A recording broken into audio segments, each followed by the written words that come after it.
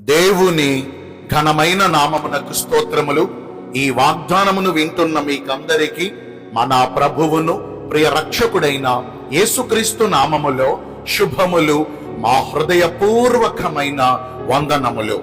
ఈరోజు మీ కొరకైన దేవుని వాగ్దానము యెహెజ్కేలు గ్రంథము 36వ అధ్యాయము 11వ వచనము.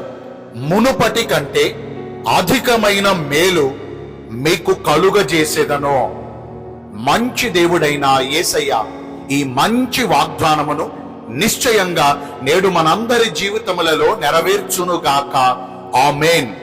ఈ వాగ్దానమును వింటున్న ప్రియ దైవ జనాంగమా, ఇశ్రాయేలు యొక్క పరిశుద్ధ దేవుడును సైన్యములకు అధిపతి అయిన యెహోవా దేవుడు నేడు మన పక్షమునందు యుగ సమాప్తి వరకు సదాకాలము మనకు తోడుగా ఉంటూ గతించిన కాలములో సమస్యల వల్ల కావచ్చు, వ్యాధి బాధల వల్ల కావచ్చు, ఇరుకు ఇబ్బందుల వల్ల కావచ్చు, కష్ట నష్టముల వల్ల కావచ్చు, పాడైపోయిన మన ప్రతి పరిస్థితులను ఆయన తిరిగి మరలా బాగు చేసి మనలను విస్తరింపజేయుచు అన్ని విషయాలలో మనలను అభివృద్ధి పరచుచు పూర్వము ఉన్నట్లుగా మనలను నివాస స్థలముగాను ఆశీర్వాద కారకులుగాను చేయుచు ఇప్పుడు మునుపటి కంటే అధికమైన మేలులను ఆయన మనకు సమృద్ధిగా దయచేస్తారు.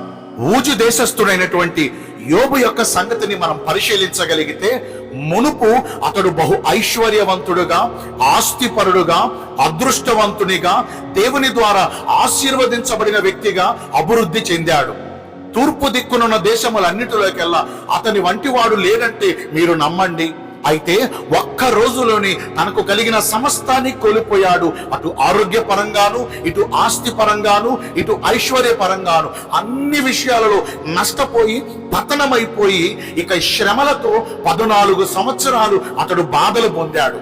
అయితే దేవుడైన యెహోవా యోబు పక్షమునందు యోబునకు కలిగిన బాధలన్నిటిలో అతనిని జ్ఞాపకం చేసుకుని అతడు కోల్పోయినవన్నీ తిరిగి మరల అతనికి దయచేయటం మాత్రమే కాదు గాని మునుపటి కంటే మరి అధికమైన ఆశీర్వాదములను 2 యోబునకు దయచేశారు.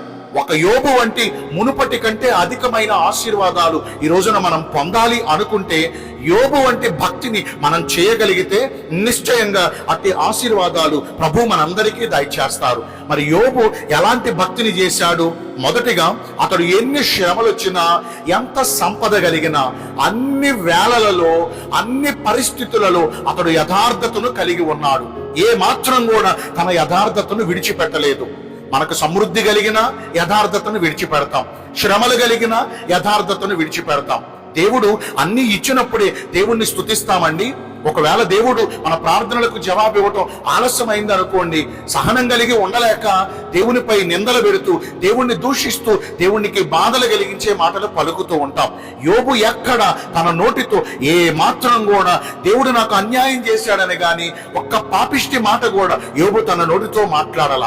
తన యథార్థతను బట్టే 2 అధికమైన ఆశీర్వాదాలు యోబు భక్తుడు పొందాడు. ఇంకా అతడు యెహోవా యందు భయభక్తులు కలిగిన వాడై చెడుతనమును విసర్జించాడు.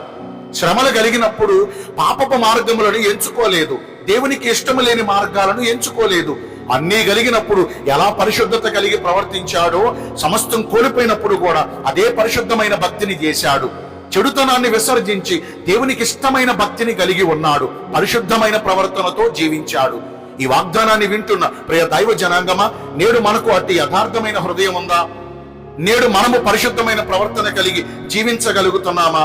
ఒకవేళ ఎంతవరకు నడవలేకపోయామేమో, అందుకనే అధికమైన మేలులు పొందలేకపోతున్నాం. ఇక నుంచైనా అట్టి భక్తిని మనం చేద్దాం. దేవుడిచ్చే అధికమైన ఆశీర్వాదాలు అనుభవిద్దాం. దేవుడి కొద్ది మాటలు మనందరి వినికిడిలో దీవించునుగాక. ఆమేన్. మీ అందరి కొరకు చిన్న ప్రార్థన చేస్తానండి. పరిశుద్ధుడును ప్రేమ కలిగిన మా ప్రియ పరలోకపు తండ్రివైన దేవా, ఈ కృపగల ఘనమైన నామమును బట్టి నిండు మనసుతో మీకు మా కృతజ్ఞత స్తుతులు స్తోత్రములు వందనాలు చెల్లిస్తున్నాము. మునుపటి కంటే అధికమైన మేలు మాకు కలుగజేస్తాను అని ఈ రోజు వాగ్దానము ద్వారా సెలవిచ్చారు. లేఖన ప్రకారము జీవించి ఈ వాగ్దాన ఫలమును పొందుకునే కృప నేడు మాకందరికీ దయచేయండి. ఈ రోజున ఎందరైతే పుట్టిన రోజులను, వివాహ దినములను, ఇతరమైన శుభకార్యములను జరిగించుకుంటున్నారో వారందరికీ మెండైన దీవెనలు కుమ్మరించమని, మీ రాకడ కొరకు మమ్మల్ని సిద్ధపరచమని యేసుక్రీస్తు ప్రశస్త నామమున ప్రార్థించి వేడుకొనుచున్నాము మా ప్రియ పరలోకపు తండ్రి. Amen. May God bless you all. Thank you.